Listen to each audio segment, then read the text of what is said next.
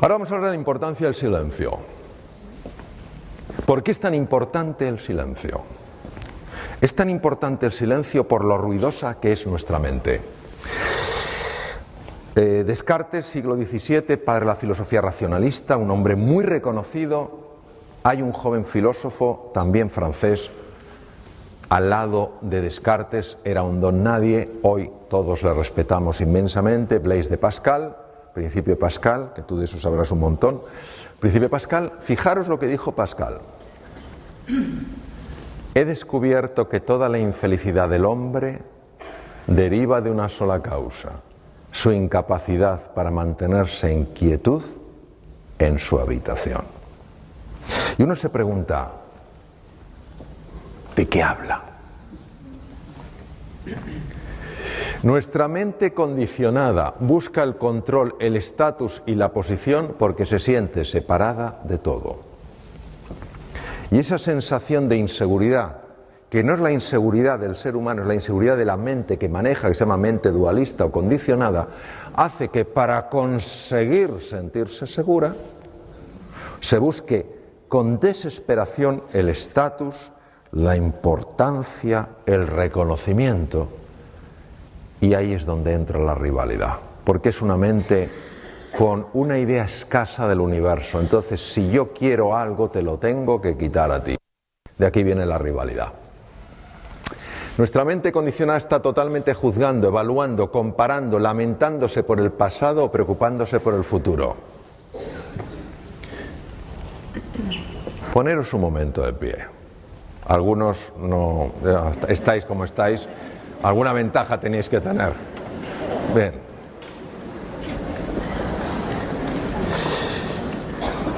Hace no muchos años a alguien se le ocurrió utilizar un invento de hace miles de años en algo moderno. Se le ocurrió poner, afortunadamente, ruedas a las maletas.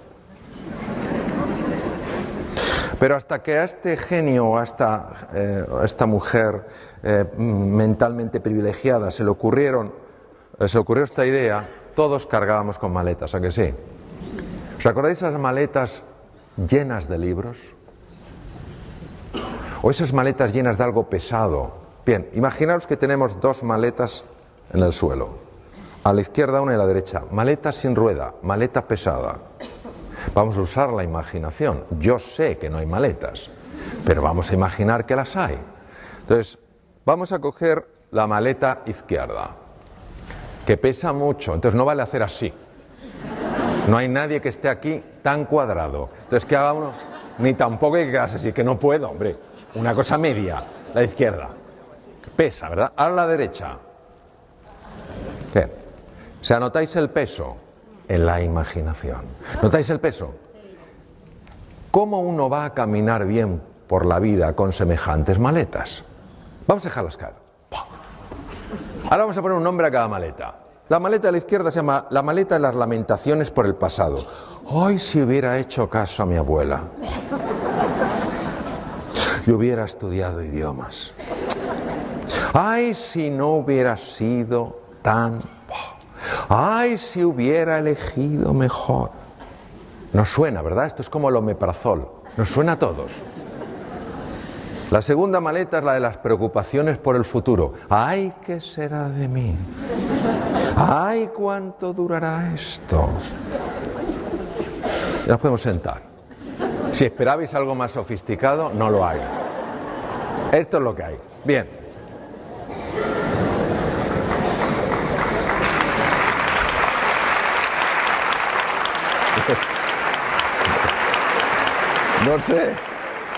No sé dónde he puesto el pasador.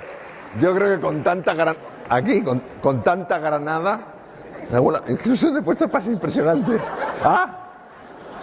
Estaba camuflado. Ha decidido, como el micrófono, ponérmelo difícil. Bien, vamos a ver. Esta tendencia natural a arrastrarte al pasado y natural a arrojarte al futuro es tremendamente contraproducente en el ser humano porque la mayor parte de las veces no es para acordarte de algo agradable, sino que es para lamentarte de algo. Y la mayor parte de las veces no es para anticipar el futuro, sino para preocuparte por el futuro. Por eso es tan importante el silencio, que quiere decir la presencia, estar aquí y ahora, en lugar de que te lleven para allá y te lleven para allá. ¿Por qué la mente nos quiere llevar para allá y para acá? Porque aquí ella no existe. Aquí solo existe la vida, solo existe la realidad. Por eso no quiere que estemos en el presente. Por eso tiene que meter ruido, mucho ruido. Y os voy a contar una historia del cuadro del rey.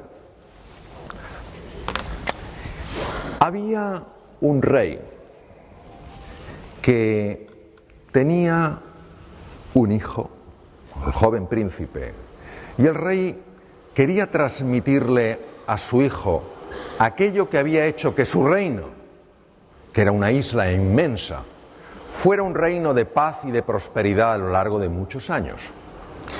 Y el rey le había explicado a su hijo la importancia de la serenidad, la importancia del equilibrio, de la tranquilidad.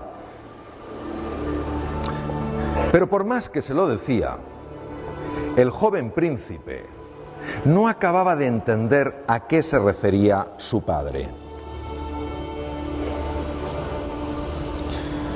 Entonces el padre dijo: se lo he explicado por activa y por pasiva, la importancia del equilibrio, de mantenerse sereno y en calma. Pero él no para de decirme que lo importante es la bravura, es el arrojo, es el ser intrépido. ¿Qué haré para que mi hijo comprenda? Y entonces tuvo una idea. Pensó que a lo mejor su hijo, si lo veía en una imagen, pues lo entendería mejor. Él había usado palabras, pero tal vez su hijo entendiera mejor las imágenes. Entonces se le ocurrió organizar un concurso de pintura. Llamó a toda la gente de la corte y les dijo: quiero organizar el concurso de pintura más importante que el mundo haya conocido. El tema, la serenidad, el equilibrio, la paz. Quiero que mandéis pregoneros por todos los rincones del mundo para que los mejores artistas acudan a esta exposición. Solo una orden os doy, nada más que una. Bajo ningún concepto rechazaréis, despreciaréis ningún cuadro, por raro que os parezca. ¿Me habéis entendido? Los cortesanos dijeron: por supuesto, majestad, nunca hemos discutido ninguna orden suya. Los pregoneros fueron por todo el mundo hablando de este concurso magnífico de pintura. Y pronto los mejores cuadros empezaron a llegar a aquella exposición, a aquel concurso. Cuadros que reflejaban mares en calma, un cielo azul, una gaviota sobrevolando, aquel mar tranquilo y en paz. Los cortesanos estaban chiflados. Bueno, qué cuadros más bonitos, qué calma transmiten, qué serenidad. Su majestad va a tener difícil elegir el ganador porque son todos extraordinarios. Pero de repente llegó un cuadro de lo más raro. Aquel cuadro representaba un mar turbulento, una enorme tormenta, donde las olas golpeaban rocas oscuras en medio de la tempestad. Pero bueno, pero ¿quién ha mandado un cuadro como este a un concurso sobre la serenidad? Fuera de aquí, que no estropee la belleza del conjunto. Un momento, dijo otro de los cortesanos, acuérdate de lo que dijo su majestad. Bajo ningún concepto rechazaréis ninguna obra, por rara que os parezca. Está bien, pues vamos a ponerla allí, al rincón, donde nadie la vea. Que no perjudique, que no estropee la belleza de estos cuadros. Llegó el día en el que el rey, su majestad, tenía que elegir el cuadro ganador. El rey empezó a mirar aquellos cuadros y conforme iba recorriendo uno y otro cuadro, cada vez su semblante era más triste. Y cuando llegó al último, los nobles le preguntaron: pero majestad, ¿Es que no le gusta ninguno? Sí, sí son muy bonitos, pero a todos les falta algo. ¿Qué es aquello que hay allí? ¿El qué, Majestad? Eso parece un cuadro. Sí, sí, Majestad, es un cuadro, pero un cuadro pintado por un demente. Ni se le ocurre ir a verlo, porque es que le va a reducir la sensación de belleza que hay aquí. El rey decidió explorar. Se fue allí, observó aquel extraño cuadro, con aquellas rocas oscuras, golpeadas por las olas, aquella tempestad, aquella oscuridad, y de repente dijo: ¡oh! Este es el ganador, sin duda este es el ganador. Pero, Majestad, nunca hemos discutido nada que haya dicho usted. ¿Pero qué ve en este cuadro para declarar que es el ganador? Si no lo habéis visto bien, acercaros.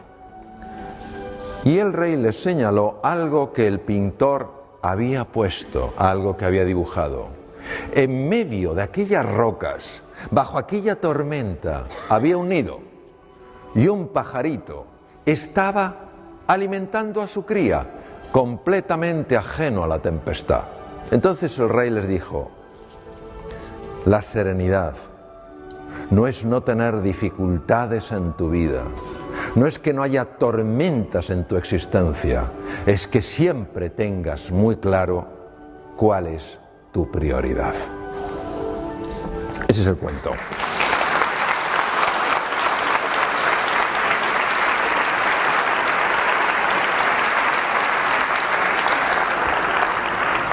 Este fue mi primer maestro en el silencio.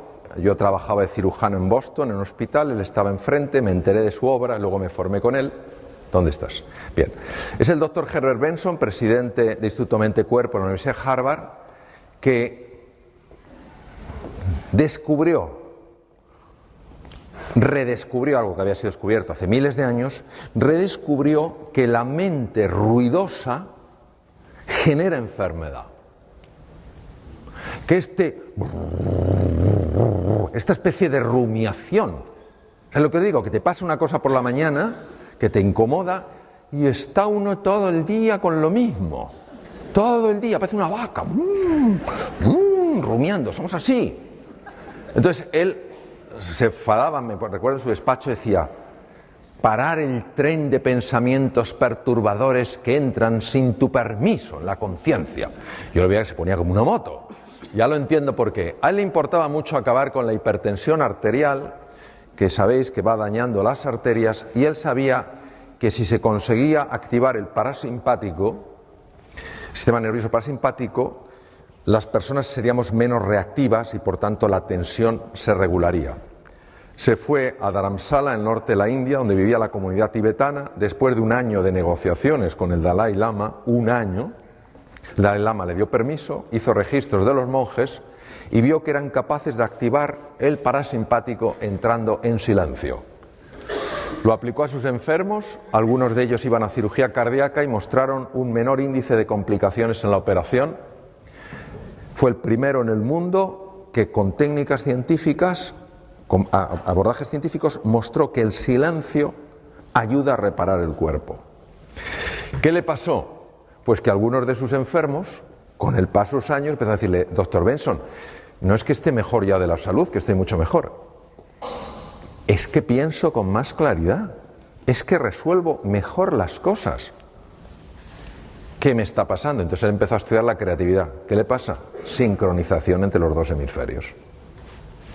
Lo que no pueden separar, lo que no pueden resolver de forma independiente, sí lo pueden resolver de forma conjunta. Nuestra mente se parece a un mar revuelto lleno de olas que no nos deja pensar, que no nos deja ver las cosas con claridad, y cuando uno serena ese agua, pues puede descubrir lo que hay fuera. Vamos a hacer un ejercicio. Un ejercicio, sé que dais talleres de esto, es lo que se llama hoy mindfulness, en el sánscrito es vipassana y shamatha. Atención estable, vipassana, profundizar, insight, descubrir, ir más allá. Entonces, los que estáis sentados os voy a pedir que toméis una posición en la silla, los que estáis ya en posición de loto, ya, tal cual, ¿eh? Ahí veo varias personas en posición de loto, no tengo nada que decir, loto, medio loto, en fin, sentados con la espalda recta, el cuello largo quiere decir que la barbilla hacia abajo,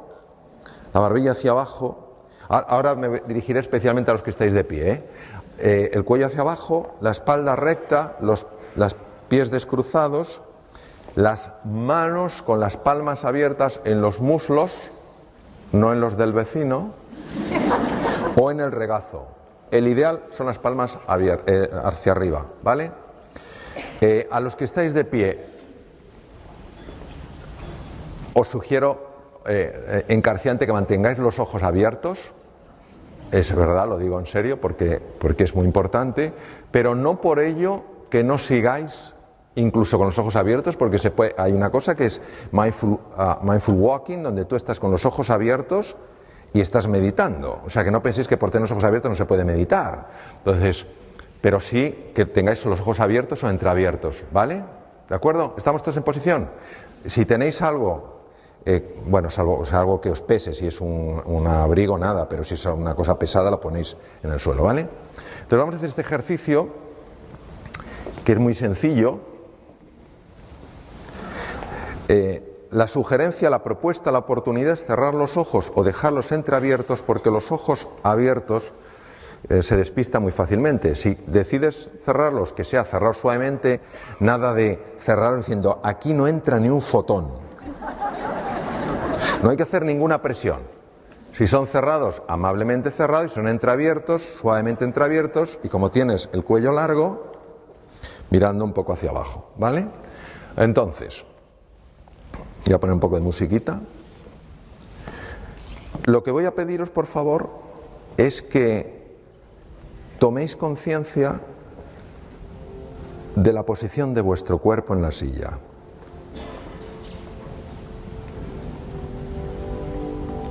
Los pies apoyados en el suelo.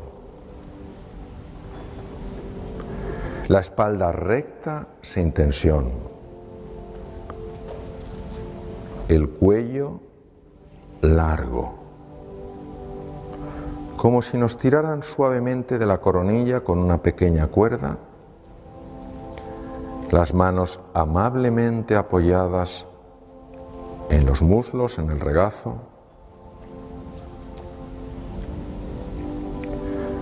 Y empezamos ahora a sentir las sensaciones del conjunto de nuestro cuerpo. No es visualizar, no es pensar, es notar las sensaciones de nuestro cuerpo.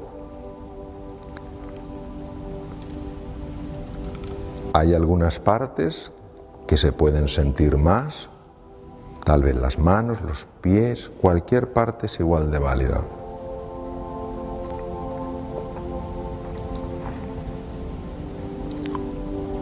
Y si algún pensamiento nos distrae, con amabilidad, con gentileza y con firmeza,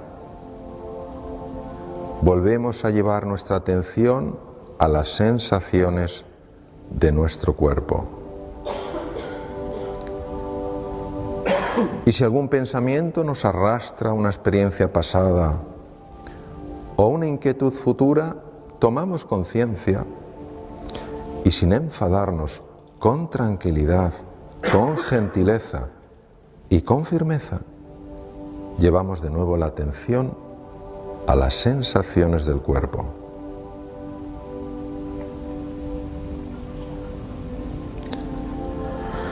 Y ahora vamos a poner nuestra atención en las sensaciones de la respiración.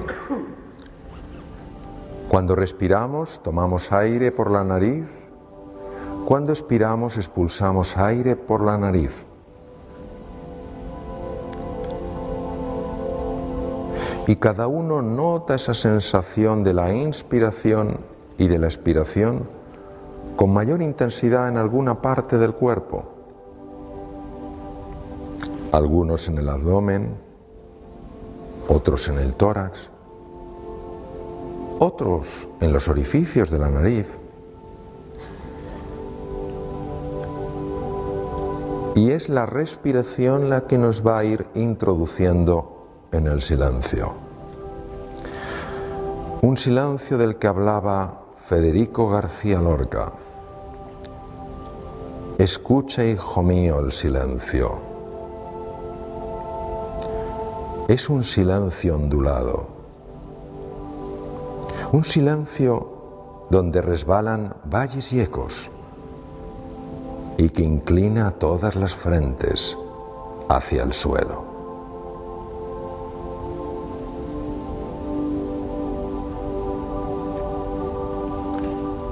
Vamos dejando que la respiración nos vaya conectando más y más con ese silencio que contiene los sonidos más bellos,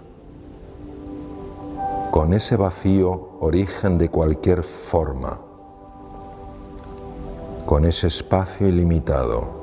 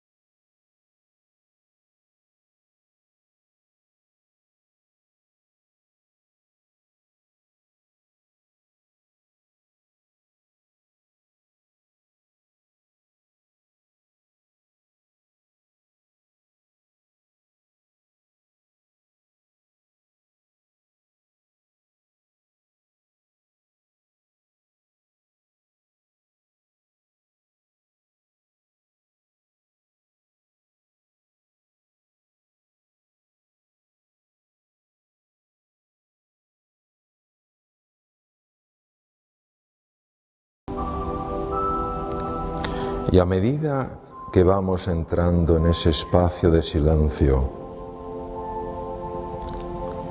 donde las palabras van siendo ecos lejanos, todo nuestro cuerpo se va aflojando, se van desvaneciendo todas esas tensiones innecesarias, todos esos agobios absurdos.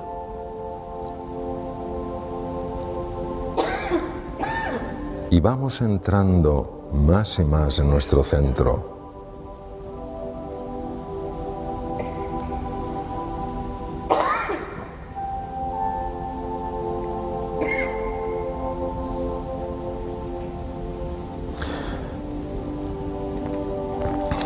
Y en unos breves instantes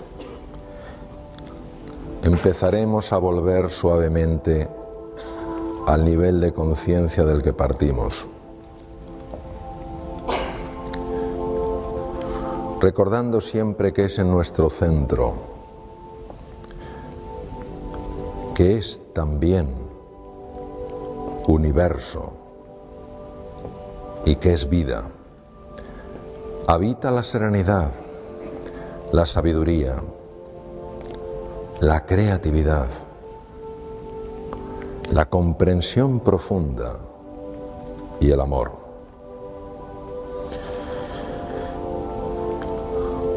Y os voy a pedir, por favor, para volver al nivel de conciencia al que partimos, que toméis 1, 2 o 3 respiraciones profundas y poco a poco empecéis a abrir los ojos para volver a encontraros en este espacio completamente orientados en tiempo y en lugar. Vamos abriendo poco a poco los ojos y a medida que vamos abriendo los ojos nos vamos estirando como si fuéramos guepardos en la sabana africana. Magnífico. Muy bien.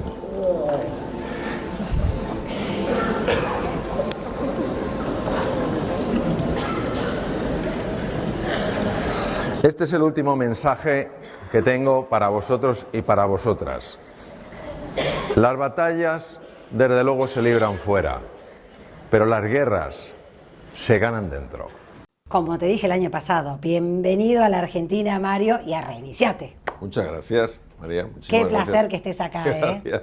Yo también estoy muy contento. Ay, Gracias. bueno, me alegro un montón. Bueno, mañana vas a dar una conferencia y qué lindo tema el que elegiste, ¿no?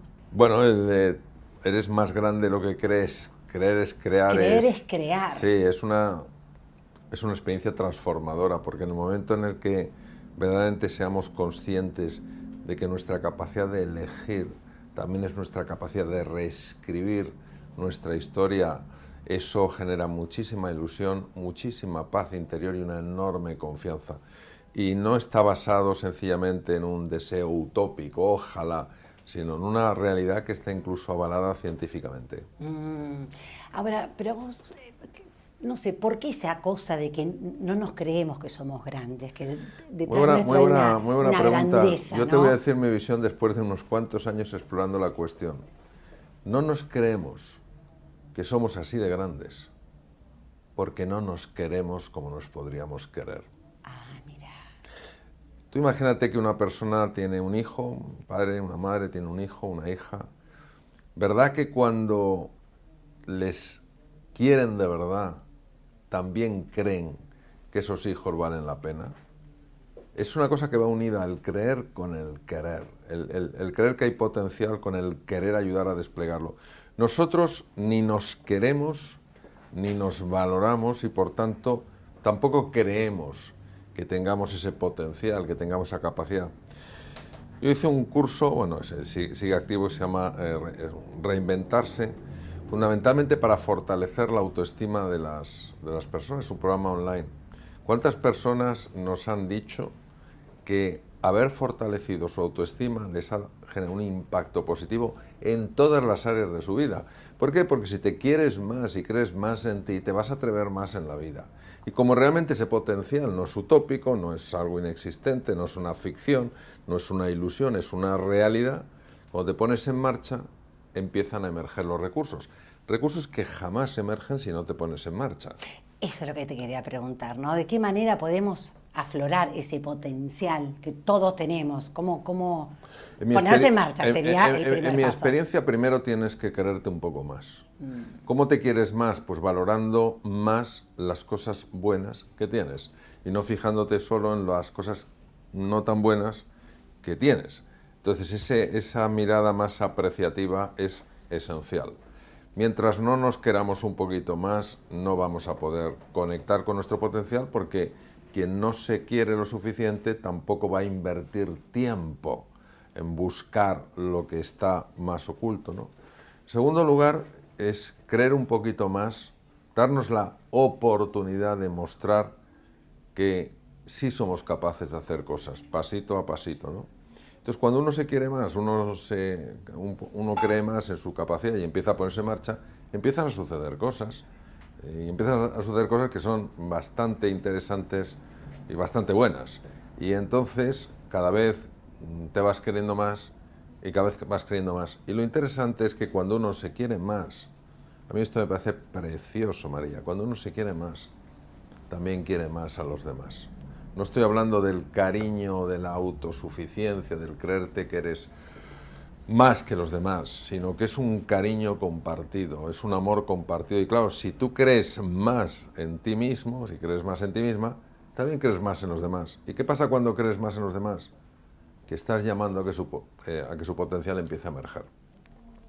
Es increíble, claro. Es como, sí, estabas hablando del tema de los chicos, ¿no? Que a veces las madres con los chicos, ¿no? ¿Qué diferencia es una buena palabra hacia nuestros hijos, ¿no? Como incentivarlos, estimularlos y demás. Porque después nos pasa eso, estas creencias que nosotros vamos incorporando desde chicos, que quizás terminamos no queriéndonos o pensando que no somos grandes por todo lo que hemos incorporado, ¿no? Durante toda nuestra vida. Sí, las creencias son sentimientos de certeza acerca de algo hace muchos años, de hecho unos cuantos siglos, existía la certeza de que la Tierra era plana y que el Sol giraba alrededor de la Tierra. Bueno, eso lo vivíamos con un nivel de certeza tal que había afectado radicalmente a los viajes marítimos y a la forma en la que se concebía el espacio. Bueno, y el universo. Cuando cambia esa visión y se empieza a sospechar que hay una Tierra que no es plana, sino que es redonda y que no es el Sol el que gira alrededor de la Tierra, sino que es la Tierra la que gira alrededor del Sol, al cambiar ese marco de referencia, cambia lo que se ve. Y al cambiar lo que se ve, cambia lo que sucede, ¿no? Y es verdad que estamos tremendamente limitados por esas creencias tan rígidas que alteran la percepción. Entonces, bueno, a medida que vamos entrando en contacto con la vida y va nuestro potencial aflorando, esas creencias se van derritiendo, porque son en realidad ilusiones, son fantasías. Pero una ilusión y una fantasía, cuando te la crees, para ti es verdad. Es verdad, claro. Exacto. Bueno, tu último libro, El camino de despertar, que tiene que ver también con la charla de mañana, con la conferencia, porque tiene muchas cosas, supongo, ¿no? Porque acá hablas como el viaje del héroe, ¿no? Todas esas cosas como para llegar a lograr, a mirarnos de otra manera, de cambiar nuestra visión que tenemos frente a la vida, ¿no? Y en este viaje del héroe hablas del guerrero mago. Me encanta eso. ¿Nos contás? Sí, el Camino de Despertar es mi 12º libro, el último libro y el libro que yo he escrito después de tener experiencias muy profundas en mi propia vida y experiencias que han tenido un poder transformador, ¿no? Entonces, la conferencia que voy a dar está conectada con el libro, no es específicamente sobre el libro, pero es perfectamente complementario del libro, ¿no? Exacto. Porque hablamos del poder de crear a través de nuestra capacidad de creer, ¿no?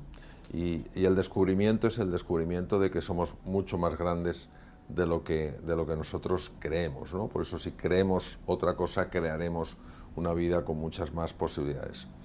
Las figuras arquetípicas que describes tú, María, el guerrero y el mago, son dos figuras que tienen una importancia extraordinaria. Los arquetipos son imágenes que tenemos en el inconsciente, la humanidad en su conjunto, habló mucho de ello el médico Jung, y esos arquetipos, cuando nosotros de alguna manera los traemos al presente, pensamos en ellos y en lo que representa, nos sirven para orientarnos a la hora de hacer frente a situaciones que normalmente nos generan miedo, nos generan sensación de impotencia o desesperanza. El guerrero es una figura arquetípica que lo que nos permite es mantenernos estables, serenos, en paz, en medio de algo que típicamente nos asustaba. Entonces el guerrero es una fuerza que de alguna manera dice: de aquí no me voy a mover, no voy a atacar, no voy a defenderme, no voy a huir ni me voy a bloquear, simplemente voy a estar con una presencia plena. La experiencia que tengo yo con el guerrero es que cuando haces eso, y lo haces de una manera como la que describo en el libro, se abre una puerta. El dragón que te asustaba, la figura que te asustaba, claro, se transforma en una puerta. ¿Una puerta a dónde? Una puerta a conectar con ese niño, con esa niña heridos que todos tenemos y que de alguna manera ha creado esa barrera, que es ese dragón, para intentar no conectar con el sufrimiento que en una época de su vida experimentó. Y en ese momento, cuando se ha abierto la puerta y está ese niño, esa niña vulnerables, heridos, que no se sienten lo suficientemente válidos, que se sienten culpables, que se sienten manchados, que se sienten estigmatizados, tiene que aparecer una figura nueva, que es la figura del mago. El mago no aparece si el guerrero no ha abierto el camino. Y entonces, ¿el mago qué es lo que hace? El amor. El mago representa el amor gratuito, el amor sin condiciones, el amor que no rechaza a la persona que se ve defectuosa porque ese amor la ve perfecta e inocente. Es el amor del que probablemente todos tenemos un registro en la profundidad del inconsciente, ese amor que ama no por cómo eres, sino por quién eres. Entonces, claro, si es por cómo soy, bueno, pues si no soy suficientemente bueno no me van a amar. Tengo que ser especial para que me amen. No, te aman porque sencillamente reconocen en ti que eres un hijo, una hija de las estrellas. Es decir, que por tu propia naturaleza eres digno, eres digna de ese amor. Y lo fascinante del mago es que tiene la capacidad de sanar heridas muy profundas. ¿Por qué? Porque todas las heridas que tenemos en el fondo son heridas en el amor. Y nos duele volver, duele. Claro, entonces claro. Tratamos Claro, de no claro, traerlas. claro, Exactamente. Entonces, sí. cuando tú entras con todas esas cosas que te duelen, esas heridas, en presencia del mago, te encuentras con alguien que te abraza. El médico Jung, que habló mucho de los arquetipos, decía que lo que se resiste, persiste. Resistimos lo que no nos gusta, persiste. Lo que se abraza, se transforma. Cuando tú abrazas esas heridas, las transformas. Y desde que publiqué el libro en noviembre, estoy realmente impactado y fascinado por la cantidad de comentarios de personas que me dicen hasta qué punto se les han movido cosas muy hondas en su vida y tremendamente inspiradoras, ¿no? Recuerdo un programa, al poco de publicarlo en el libro, en una entrevista me hicieron una cadena muy importante en Barcelona y yo no estaba seguro si el director del programa había leído el libro. Y cuando llegué me dijo: Mario, no sabes lo que ha movido en mí este libro.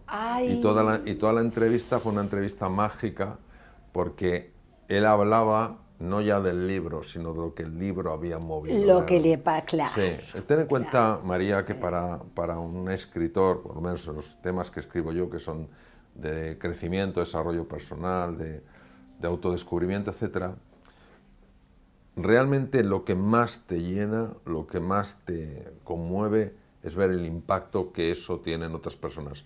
Es verdad, por supuesto, que te importa que tu libro se venda.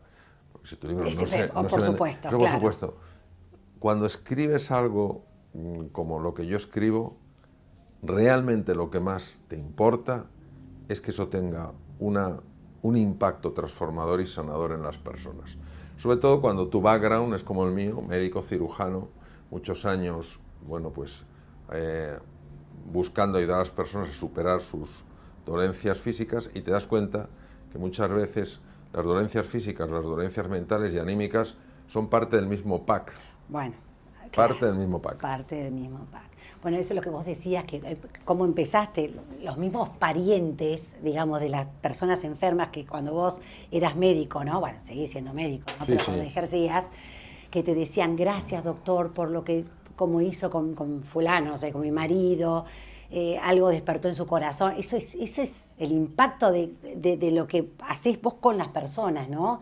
Que le iluminás el corazón.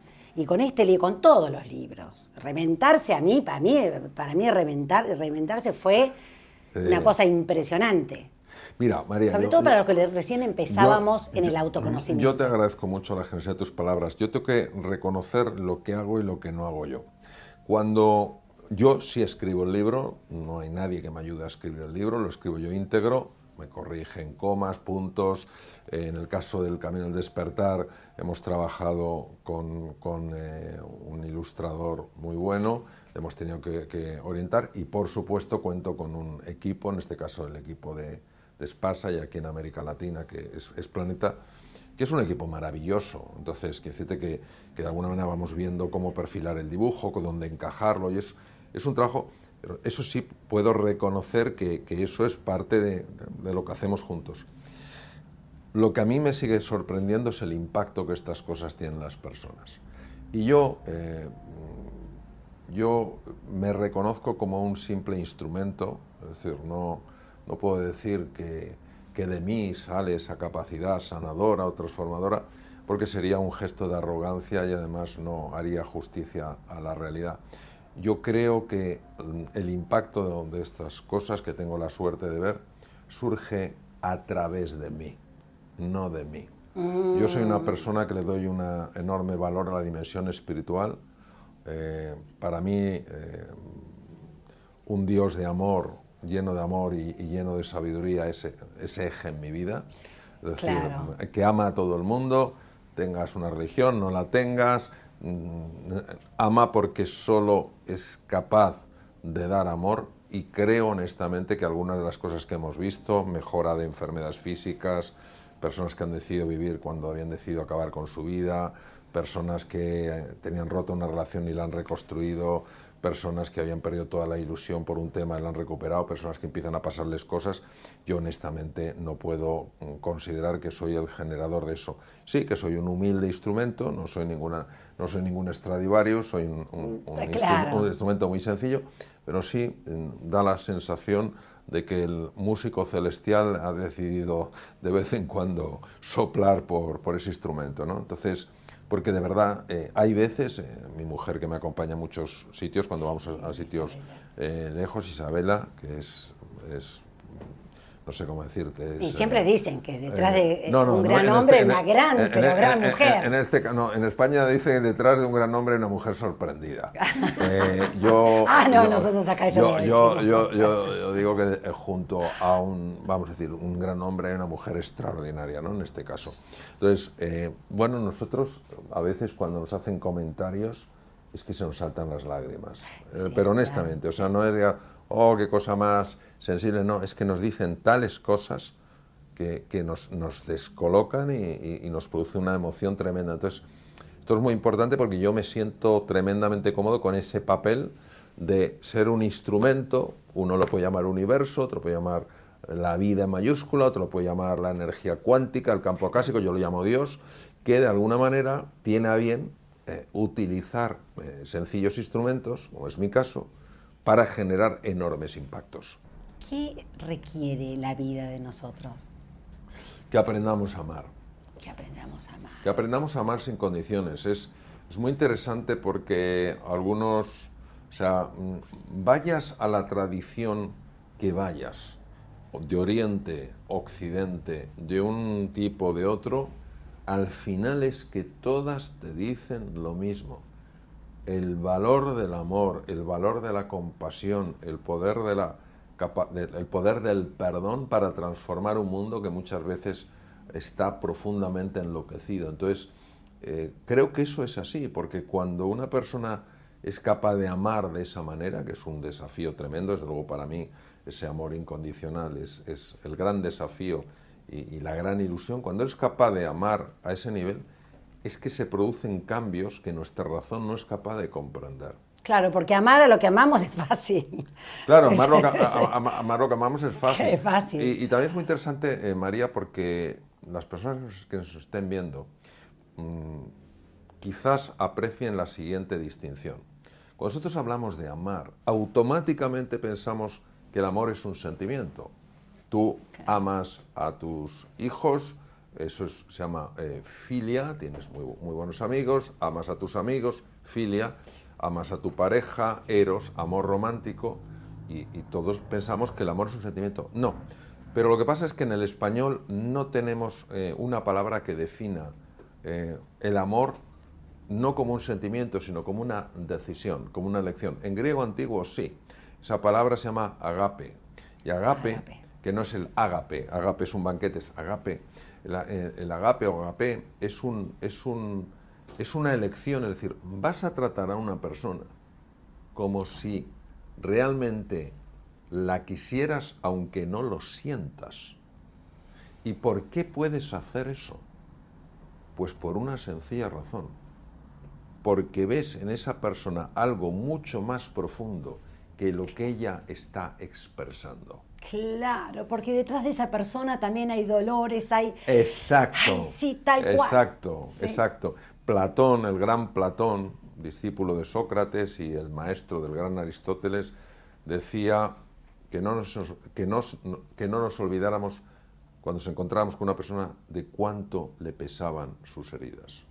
Entonces, claro, cuando tú sabes que detrás muchas veces de la ira, del enfado, de esas cosas que no nos agradan a nadie, hay un miedo y hay un dolor, y en lugar de reaccionar frente a eso que la persona te está enviando, tú conectas con lo que hay detrás, entonces tienes un impacto tremendo.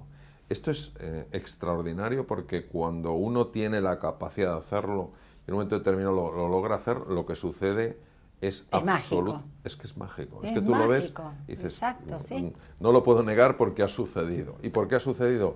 Porque he sido capaz de conectarme no con el ataque, sino con el dolor. Es mágico, tal cual. Sí, es mágico, sí. Sí, porque aparte la mochila que uno se saca. Bueno, Porque claro. también hablabas del perdón, ¿no? Claro, El perdón, claro, es así porque uno dice, bueno, por ahí uno puede tener una reacción con una persona que no conoce, pero también hasta que esa persona que uno no conoce, ¿no? Le está pasando cosas a esa persona. Por eso también reacciona de esa manera. Sí. No es fácil, vamos No, no, a ver, no, es no, una tarea nadie fácil. dice que sea fácil, Claro. nadie ha dicho que sea fácil. ¿Qué pasa? Que para liberarse uno tiene que liberar a otro. Yo no puedo liberarme de la mochila que llevo si no ayudo a otro a liberarse de la suya.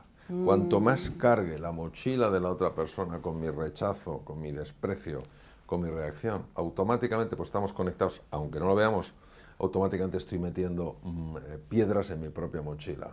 Digo, pero ¿por qué me pesa ahora tanto? Porque no he tenido la disposición a reducir el peso a la otra persona. Es verdad, hay personas que yo conozco que no pueden perdonar, que no pueden decir, no, y aparte con el dedo, nunca lo voy a perdonar. A su padre quizás, ¿eh? Hay una, O sea, hay una historia impresionante, probablemente las personas que sigan tu programa hayan oído hablar de Wayne Dyer. Wayne Dyer, sí, Wayne Dyer es sí, muy sí, conocido los en el libros, mundo. sí, tus años Wayne 60. Dyer era un psicólogo que odiaba a su padre porque su padre les abandonó y era un hombre profundamente resentido. Entonces... Aparte de una película. Sí, sí, Hay no, una sí. que él estuvo encima de la película, Sí, sí, claro. sí, diciéndolo. estuvo, sí. Entonces, el resumen es que este hombre odiaba a su padre, su madre falleció y él daba por hecho que su padre, del que no sabía nada, al menos iría al funeral de la madre, no apareció, con lo cual le odió aún más. Pero empezaron a pasar una serie de cosas curiosas y acabó encontrando la tumba de su padre. Su padre había muerto por una cirrosis hepática, por alcoholismo, la encontró, el camino fue increíble. Él iba siendo guiado sin saber que iba siendo guiado. Y delante de la tumba de su padre empezó a hacer algo tremendo. Y justo en ese momento algo le sucedió, cayó en la cuenta del dolor de su padre, del sufrimiento que tenía que haber pasado su padre, se echó a llorar.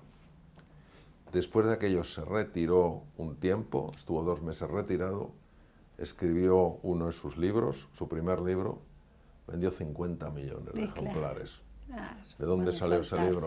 Sí, Del perdón. Del perdón. Del perdón. Y Sí. parecía mentira, o sea, Sí. parecía mentira que alguien con tal nivel de aversión a su padre conectara con algo que le hizo de alguna manera caer en la cuenta de que su padre había estado sufriendo toda su vida. Y esa compasión, esa comprensión le permitió lanzar el corazón y con ello el perdón. Y la vida de Wayne Dyer en ese momento pasó de ser un psicólogo que seguía Sí, su sí, carrera tal de cual, psicólogo sí. a ser una persona que se convirtió en una referencia a nivel mundial. Y ese, pues, bueno, dicho por él, ese fue su punto de inflexión. Ah, impresionante. Sí. Tenemos que cerrar, Mario, pero me encantaría que nos dejes algún mensaje a todas esas personas que nos están viendo. Mensaje, tenemos unos minutitos. Yo que quizá el mensaje que lanzaría es el siguiente. Cuando tengamos ganas de reaccionar airadamente, que nos paremos un momento, que respiremos hondo y que nos planteemos lo siguiente. Yo ahora veo esta realidad. ¿Qué es lo que no estoy viendo? Porque eso nos llevará a una posición mucho más humilde, curiosa e interesada. Nos sacará de nuestra tendencia tan habitual a juzgar y nos invitará a entrar en una disposición de preguntar y escuchar.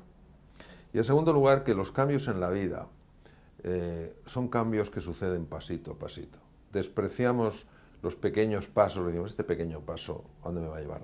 Yo suelo poner un ejemplo muy sencillo, todo el mundo lo entiende, un barco de vela, que le cambien un solo grado el rumbo a ese barco. El primer día parece que ni se ha movido, al segundo día exactamente igual, a la semana ya se ha movido un poco, al cabo de unos meses ya el rumbo ha cambiado radicalmente y al cabo quizá de uno o varios años ha llegado a un puerto completamente diferente. Eso sí, hay que luchar por ese grado. Ay, claro. Hay claro. que mantener ese grado. Claro. pasito a a pasito. pasito. Pero se empieza accionando, como dijiste Claro, vos. Si no es imposible, claro. no podemos ver Claro. lo que necesitamos ver, ¿no? Claro, Bueno, claro. Mario, la verdad que un placer como siempre. Muchas gracias. Un regalo María, de Dios de bueno. que estés acá y tuyo también, y de Isabela y de Yanni que han Eso es. logrado que hayamos podido conectar nuevamente. Fenomenal. Hoy tenemos el gran placer y privilegio de tener a Mario Alonso Puig con nosotros. Mario, ¿cómo estás? Muy Muchísimas bien, gracias. muchas gracias, Ney. Muy contento de estar aquí contigo. Claro de verdad sí. que feliz de que hayas sacado tiempo de tu apretadísima agenda para estar con nosotros. O sea, Muchas gracias. muy honrados, muy honrados. Yo también de estar con vosotros. Bueno, pues empecemos. Primera pregunta que te tengo es la siguiente. ¿Cuáles entiendes que son los obstáculos que impiden a las personas alcanzar una vida plena? Y más que eso, ¿qué estrategias nos propones para superar esos obstáculos? Bueno, yo creo que nos viene bien aquí, Ney, recordar las palabras de un gran filósofo español, José Ortega y Gasset. Este hombre de vez en cuando soltaba algunas perlas de sabiduría bastante impactantes. Y a veces pasamos por estas frases un poquito de manera superficial y yo creo que no nos paramos a ver lo que realmente nos quiere decir. En este caso, Ortega se decía, yo soy yo y mis circunstancias. Si analizamos la frase, tiene bastante profundidad porque, fíjate, él no dice yo soy mis circunstancias. Es decir, él no está diciendo que todos los obstáculos de la vida, todos los obstáculos para tener una vida plena vengan de fuera, porque si no, todo dependería de lo que hay fuera. Si tengo suerte en la vida, pues me va a ir bien. Y si no tengo suerte, no me va a ir bien. Pero sí incluye el factor circunstancias. Es decir, no cabe duda que hay personas que a lo largo de su vida encuentran más dificultades en su camino a la plenitud que otras personas. Por ejemplo, un niño que nace en un entorno donde no se le expresa cariño, donde no se le valora, donde solo se grita, incluso se le pega, pues es un niño que parte de un entorno más difícil, objetivamente hablando, de un niño que es recibido en el seno de una familia con verdadero cariño y con verdadera ilusión. Lo importante es que él dice, Ortega se dice, yo soy yo y mis circunstancias. Es decir, que no podemos atribuir todos los obstáculos a lo que viene de fuera, a lo externo, a lo circunstancial. Y aquí es el factor yo. Y este factor yo ha hecho que personas que han tenido circunstancias muy difíciles y pasados durísimos hayan sido un ejemplo para la humanidad. Es decir, el factor individual cuenta y mucho. Es decir, las condiciones internas que yo pongo sí afectan incluso a lo que me empieza a suceder en la vida. A mí que me gusta mucho la metafísica, recuerdo un comentario de Albert Einstein que siempre me impactó. Decía, la separación que vemos entre el mundo interior y el mundo exterior, porque lo vemos separados, es una pura alucinación de la consciencia, no es real. ¿Qué nos quiso decir este hombre que descubrió una relación sorprendente entre el espacio, el tiempo y la velocidad? Nos quiso decir que cuando tú cambias las condiciones en tu interior, curiosamente las circunstancias empiezan a cambiar. Y de eso tenemos experiencia directa. Entonces, yo te diría que los obstáculos más importantes para alcanzar la plenitud, primero, desde el punto de vista circunstancial, es no rodearte de personas que te inspiren, que crean en ti, que te valoren, que te apoyen, que te acompañen y que te desafíen. El peer group, el grupo que te rodea, tiene una importancia enorme y ha sido demostrado una y otra vez como un factor de gran calado. Pero el segundo elemento es que tú te creas que si tomas responsabilidad sobre tu vida, si no juegas el papel de una víctima, anclada en la queja, pobre de mí, con estas circunstancias, ¿dónde voy? No tengo estudios, no tengo preparación, vengo de una cultura si tú no tomas responsabilidad, nada va a suceder aunque estés en las mejores circunstancias. Entonces yo diría que el gran desafío para alcanzar la plenitud desde el punto de vista personal es jugar el papel de una víctima, no tomar responsabilidad y decir, muy bien, estas son mis circunstancias, ¿qué voy a hacer yo con estas circunstancias? Y en ese momento es cuando el ser humano empieza su camino para ser de verdad libre y se da cuenta de que las circunstancias cuentan y que lo que más cuenta es cómo tú te relacionas con esas circunstancias. Y la verdad que en la vida hay algo que nunca vamos a evitar, por más positivos que seamos y más enfocados en nuestras metas, que son las adversidades y las situaciones complejas que se nos presentan en nuestro diario vivir. Me gustaría saber qué nos podías decir sobre cómo desarrollar una mentalidad resiliente que nos permita manejar y gestionarnos en medio de esas adversidades, que nos va a poner seguro la vida a todos y cada uno. Bueno, primero me gustaría hablar de las adversidades. Y aquí me viene una historia del mundo sufí. El mundo sufí es el mundo místico del Islam, ¿no? El máximo representante es Mevlana Rumi. Dicen que había un campesino que tenía un hijo y eran una familia pobre, pero él quiso emprender pues, un negocio, y el negocio que quiso emprender fue la cría de caballos, pero no tenía dinero y no tenía ningún caballo. Y entonces pidió a todos los vecinos un poquito de ayuda y entre todos, aunque fuera un poco a regañadientes, al final le dieron suficiente dinero y compró un caballo, un magnífico caballo. Pero un buen día el caballo se escapó, saltó el corral donde estaba encerrado y se escapó. Y entonces los vecinos, qué mala suerte has tenido, pero qué mala suerte. Eras pobre, tuviste un sueño, te ayudamos y ahora tu caballo se ha perdido. Él dijo, buena suerte o mala suerte, quién sabe.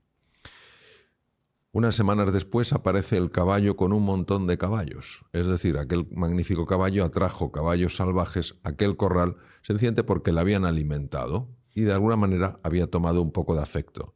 Y en ese momento el campesino se encontró con que ya tenía no un caballo, sino 10 caballos. Y todos los vecinos le dijeron, pero qué buena suerte. Eras pobre y ahora eres rico, ahora tienes 10 caballos. Dice, buena suerte, mala suerte. ¿Quién sabe? Uno de sus hijos, bueno, su único hijo en este caso, su único hijo monta en uno de los caballos salvajes intentando domesticarlo, se cae, se fractura una pierna y se queda, pues francamente, bastante dañado. Poco tiempo después, el rey de ese país declara la guerra al país vecino y entonces van a buscar a todos los jóvenes para alistarles como soldados en la guerra. Y van reclutando a todos los jóvenes de aquella aldea, pero al llegar donde está el campesino y ver que el hijo tiene esa fractura y esa dificultad para andar, le dejan. Entonces, al final, ¿qué es buena suerte? Mala suerte. Es difícil. Hay muchas veces que se nos cierran puertas y se nos abren caminos. Yo que, como sabes, Ney, he ejercido la cirugía general y del aparato digestivo 26 años, no deja de sorprender cuando hay enfermos que te dicen, doctor, esta enfermedad es lo mejor que me podía haber pasado. Y te quedas un poco diciendo, pues si has tenido muy mala suerte, por decir una manera. Y dice, porque me he dado cuenta de lo que era realmente importante. Ya ha empezado un proceso de reinvención en mi vida. Entonces, yo creo que no podemos ver nada separado de nuestra relación con eso. Todo es una relación. Y cómo me relaciono yo con una cosa afecta profundamente a lo que esa cosa supone en mi vida. Yo puedo relacionarme con una enfermedad como una adversidad o lo que es peor, como un castigo, cual es un concepto absurdo. Pero puedo también relacionarme como un camino. Yo puedo relacionarme con esa enfermedad desde un por qué a mí en este momento, soy una persona joven, no tengo ningún vicio, soy buena gente, o puedo relacionarme con un para qué aparece la enfermedad en este momento de mi vida. Entonces, yo creo que a mí personalmente, en los momentos difíciles que he pasado, tanto personalmente como profesionalmente, lo que más me ha ayudado a ser resiliente, en la medida en que haya podido serlo, es encontrarle un sentido, que es diferente a encontrarle un significado. Un significado es mi forma normal de interpretar las cosas. Una enfermedad, el significado que tiene es una desgracia. Que se te escape el caballo, el significado que tiene es una desgracia. Que se te rompa tu hijo la pierna, el significado que tiene es una desgracia. Pero hay algo que va mucho más allá del significado, es el sentido, y esto te lo da la vida. Entonces, nosotros desde nuestro intelecto no podemos entender el sentido, sí podemos orientarnos con él. Tú fíjate, por ejemplo, en el campo de la enfermedad, que es una de las mayores, podríamos decir, entre comillas, adversidades que le puede pasar a una persona, El significado es, esto es una desgracia, ¿por qué a mí? ¿Por qué a mí? Mientras que el sentido es, ¿para qué yo? ¿Para qué yo? Entonces, es caer en la desesperanza o abrirte al misterio. Entonces, yo creo que en la resiliencia, uno de los elementos más importantes, es decir, la capacidad, recordemos que resiliencia es la capacidad de volver una vez que has sido deformado, es como una pelota de tenis. Tú tiras una pelota de tenis contra el suelo, la pelota se aplasta pero no revienta, luego vuelve a su forma habitual. Si tú tiras un vaso de cristal al suelo, se rompe porque no es resiliente. A mí de las cosas que más me ha ayudado ha sido entender que aunque yo no lo comprenda, hay un sentido en todo lo que me sucede. Y esto hace que me relacione con eso, no desde el rechazo, no desde la ira, que es una emoción devastadora, no desde el miedo o desde la culpa, sino desde el interés y la curiosidad, a ver qué se me abre aquí. Yo recuerdo hace muchos años, tuve una experiencia maravillosa en los Estados Unidos, en un hospital. Querían que yo dirigiera el único hospital que había fuera de los Estados Unidos, con este nombre, es uno de los hospitales más prestigiosos del mundo. Y cuando yo fui al lugar, al otro país donde se iba a montar este hospital y se estaba montando, me encontré con una persona que no le hacía nada de gracia que alguien tan cercano al hospital en Estados Unidos, en mi caso, pues fuera el jefe de cirugía oncológica del nuevo hospital. Y todas las ayudas, todo el afecto, todo el apoyo que recibí en Houston, en concreto, se convirtió en todo tipo de enfrentamiento por parte del director de ese hospital fuera de Estados Unidos. Y yo en aquel momento realmente no podía entenderlo porque no había ninguna argumentación desde el punto de vista médico o personal, porque yo de hecho lo acababa de conocer a mi vuelta a Estados Unidos. Era sencillamente que él me dijo literalmente, sé que has caído muy bien en los Estados Unidos, aquí las cosas las vamos a hacer de forma diferente. Entonces, claro, yo decidí no colaborar con aquel hospital y en España, y curiosamente, hoy, gracias a que tuve ese obstáculo, tomé una serie de decisiones que han sido cruciales en mi vida. Entonces, ¿qué te ayuda en ese momento? No preguntarte por qué, porque este señor a lo mejor quiere meter a otra persona, así de claro, sino ¿para qué aparece esto en mi vida? Cuando tú entiendes que en la vida no hay casualidades, sino causalidades, e intentas alinearte con eso, no digo que el dolor desaparezca, lo que pasa es que el dolor, cuando tiene un sentido, es mucho más llevadero, porque tiene una razón de ser. Quiero que imaginemos el caso de un poco extremo, de un padre, una madre, que le quieren donar un riñón a su hijo porque el crío lo necesita, ¿no? Obviamente tiene que pasar ese padre, esa madre por una cirugía, imaginemos que son compatibles desde el punto de vista histológico, tienen que pasar por esa cirugía que es dolorosa, pero el hecho de que lo hacen por su hijo hace que lo lleven de una manera radicalmente distinta. Entonces, esto lo explica maravillosamente bien Viktor Frankl en su libro, a ver, desde otro ángulo, porque él habla en otro contexto, El hombre en busca de sentido, ¿no? Y él dice que entre lo que te pasa y lo que tú haces en base a lo que te pasa, ahí está un espacio en el que tú eliges tu respuesta. Y yo creo que esa es la clave. En la resiliencia, la clave es encontrar un sentido, un para qué.